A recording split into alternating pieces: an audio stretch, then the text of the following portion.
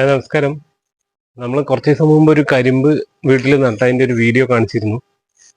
ഇപ്പം ആ കരിമ്പ് ഏകദേശം വിളവെടുക്കാറായിട്ടുണ്ട്. അപ്പം നമുക്ക് അതൊന്ന് കണ്ടു നോക്കാം.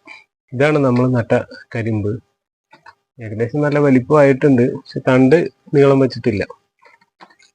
ഒരു 4 ശിഖരത്തോളം ഉണ്ട്. അതിനിടയിൽ കുമ്പളവള്ളി പടർന്നതുകൊണ്ട് പിന്നെ ഞാൻ അത് കട്ട് ചെയ്യാതെ അങ്ങനെ വിട്ടതായിരുന്നു. അതിലിപ്പോൾ ഒരാള് ഇങ്ങനെ താങ്ങില്ലാതെ ചരിഞ്ഞ് വീഴാറായി കിടക്കുന്നുണ്ട്.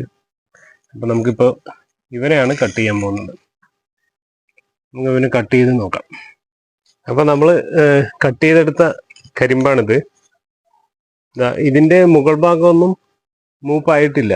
ഞാനിത് കട്ട് ചെയ്യാൻ കാരണം ഇതിന് ഒരു താങ്ങില്ലാത്തതുകൊണ്ട് ഇതിങ്ങനെ വളഞ്ഞ് താഴോട്ട് വീണ് കിടക്കുകയായിരുന്നു. സത്യത്തിൽ ഇത് കട്ട് ചെയ്യാൻ പാകം വിളവായിട്ടുണ്ടോയെന്ന് എനിക്കറിയില്ല. താഴെ വീണ് കിടക്കുന്നതുകൊണ്ട് അങ്ങനെ കട്ട് ചെയ്തെടുത്തതാണ്. ഏകദേശം എൻ്റെ തോളോടൊപ്പം ഉണ്ട്. അപ്പോൾ എന്തായാലും വളരെ സന്തോഷമുണ്ട് നമ്മുടെ വീട്ടിൽ ഇത്രയും വലിയൊരു കരിമ്പ് വിളഞ്ഞതിൽ. ഇനി നമുക്കിത് ഒന്ന് കഴുകി കട്ട് ചെയ്ത് കഴിച്ചു നോക്കാം. മധുരം ഉണ്ടോ ഇല്ലയോ എന്താണ് അവസ്ഥ എന്ന് കഴിച്ചാൽ മാത്രമേ അറിയാൻ പറ്റുള്ളൂ. അപ്പോൾ നമുക്കിത് തുണ്ട് തുണ്ടാക്കി ഒന്ന് കട്ട് ചെയ്ത് നോക്കാം.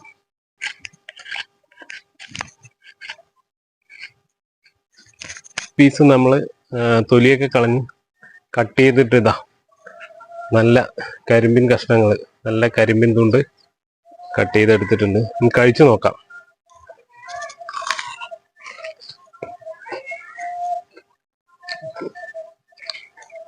നല്ല മധുരമുണ്ട്. കടയിൽ നിന്ന് വാങ്ങുന്ന കരിമ്പിനേക്കാളും മധുരമുണ്ട്. വെറുതെ പറയുന്നതല്ല, സത്യമായിട്ടും നല്ല മധുരം. ഇനിയിപ്പോൾ ഉണ്ണിക്കുട്ടനും ഉണ്ണിമോളോടും ചോദിച്ചു നോക്കാം.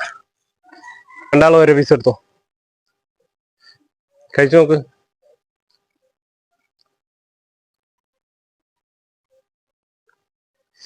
എങ്ങനെയുണ്ട് ഉണ്ണിക്കുട്ട, ഉണ്ണിമോളെ? നല്ല മധുരല്ലേ?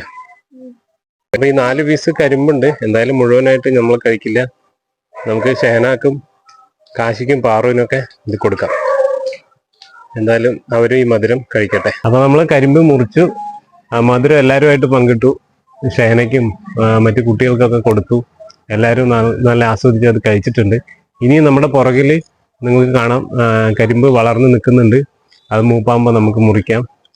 എല്ലാവർക്കും മധുരം നുണയാം, സന്തോഷത്തോടെ ഇരിക്കാം. അപ്പോൾ ഈ വീഡിയോ നിങ്ങൾക്ക് ഇഷ്ടപ്പെട്ടുവെങ്കിൽ ലൈക്ക് ചെയ്യാനും ഷെയർ ചെയ്യാനും കമൻറ്റ് ചെയ്യാനും മറക്കല്ലേ.